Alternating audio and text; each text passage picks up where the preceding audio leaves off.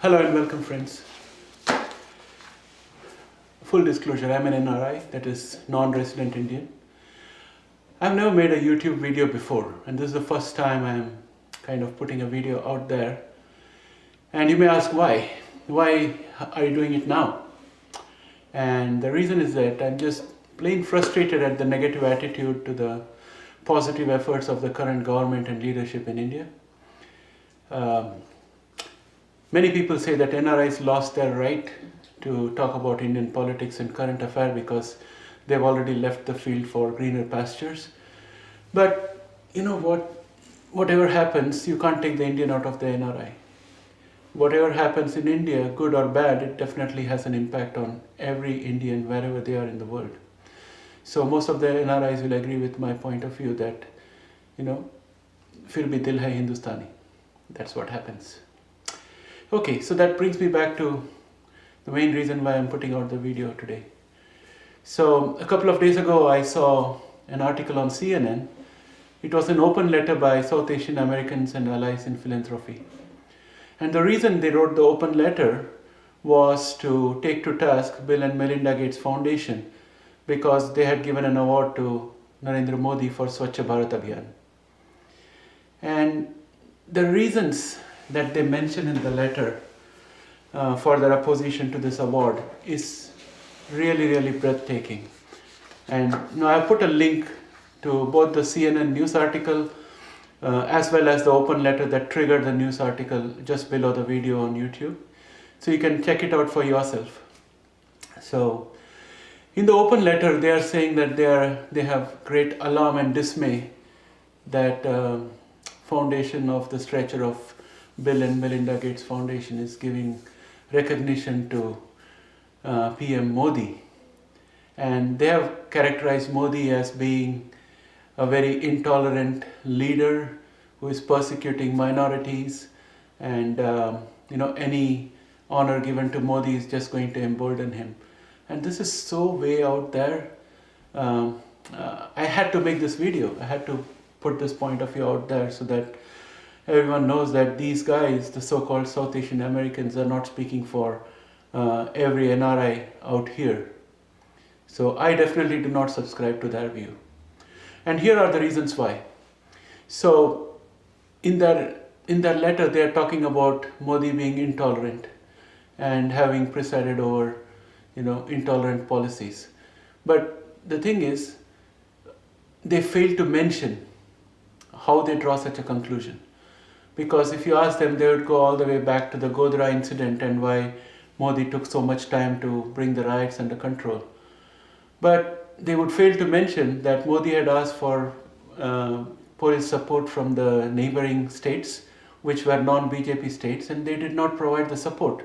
They refused to provide the support, so he had to quell the entire riot situation with his own police force, which was kind of spread thin, and it took him some time. So that's point number one. And the second point is that as far as modern day Indian leadership is concerned, there has been no other leader in India who has been speaking about practical issues and trying to enlist the support of the nation, building a national consensus to work towards a common goal, a goal of betterment of the country. Whatever parameters it might be, maybe it's economic, maybe it's social, or cleanliness for that matter. No other leader has done that before in my living memory. And that itself is big enough for me. But if you look at what Modi has done after he's taken office, is that he has said, Sabka Saath, Sabka Vikas. So basically what he has telegraphed is that I'm not going to look at religion. I'm not going to look at caste.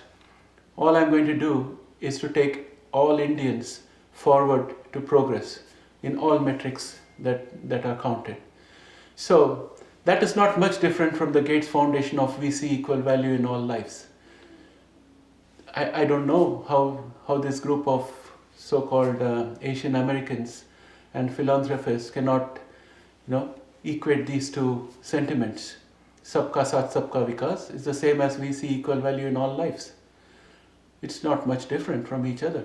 And also in terms of practical delivery, where were these philanthropists South Asian Americans and allies when India did not have Swachh Bharat. I remember bringing international CEOs to India for recruitment drives, and one of the major feedback I would get is that the roads are dirty and why don't people have toilets? So that was a common feedback that I used to get, and I was so delighted when Modi decided that that was one of his flagship campaigns as soon as he started his first term. And he has shown some results in that, and it can be seen on the streets of India and across.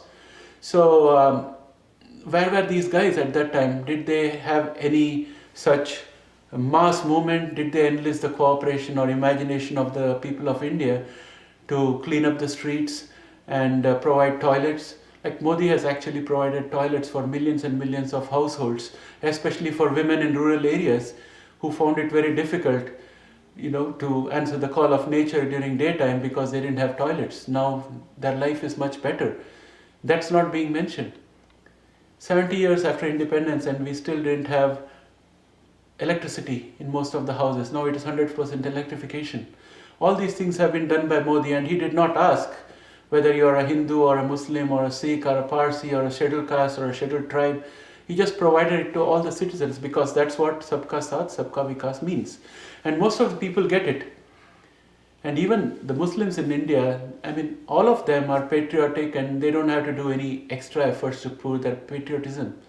Because most of the Indian Muslims, they are part of the mainstream and they are carrying on life as usual. They are sending their children to college, and their children are becoming doctors and engineers, and they are doing their own businesses, and they're contributing to the society. No Muslim has to prove themselves to be patriotic as much as any Hindu has to do that. There have been a lot of government officials at high level dignitaries from different walks of Indian life. There have been Parsis, there have been Muslims, there have been Sikhs. Like we have had a Sikh Prime Minister, we had a Sikh President, we have had Muslim presidents. In fact, APJ Abdul Kalam was loved by all of India, and he was a very, very well accomplished Muslim, and he never had all these questions about intolerance and other things. He contributed to the society, and he did well, and most of the Indian Muslims are like him. They go about their work silently, and they deliver to the country, and they're as patriotic. But these non-government organizations and the South Asian Americans, they are kind of needling at this again and again by saying that, in the same letter they are talking about disenfranchising mostly Muslims in Assam. Now the question is, how do you disenfranchise somebody who doesn't have franchise in the first place? There has been infiltration in West Bengal and in Assam for as long as I can remember, and none of the governments did anything about it. They just wanted the vote bank. Whereas what Modi is saying is that I don't care about the vote bank, national security is important. We have to make sure that we have a proper register of citizens. And the process will go through properly. This is a democratic nation, this is a secular nation. People can apply, appeal, and dispute the results of the National Registry of Citizenship. And there is a process available for them to contest and get that citizenship if they have got the proper documents. No country is going to allow illegal immigration to prevail, and India is not any different. And if India were to have a meaningful social security net, which is what I think the government is working towards, then one of the first things they have to do is to make sure that the borders are secure and there is no illegal immigration. Because without that, it's going to be very, very difficult to improve the standard of living of most Indians. And that's a fact that nobody can deny. So, again, I don't want to go rambling about these things, but these are the things that were kind of biting at me, that why would this group of Asian Americans, they don't even call themselves Indian Americans, but all the names out there are Indian. In that open letter, if you click on the link and look at the open letter, most of the names are Indian. And they call themselves South Asian Americans. They're even ashamed to use the word Indian Americans. So that speaks volumes about who they are and what their agenda is. So I don't have any political affiliation or anything. I'm just an outraged NRI who thinks that this kind of activities need to stop, or at least I can provide a counter voice to it. So I would like to hear from the other NRIs and Indians about what you think about my points, put your comments below, and I would like to, it's always good to have a reality check from the ground, because I'm not there in India right now. I visit every year and I see a lot of progress and development, but any feedback from ground is always welcome. Okay, until next time, bye for now. Thank you.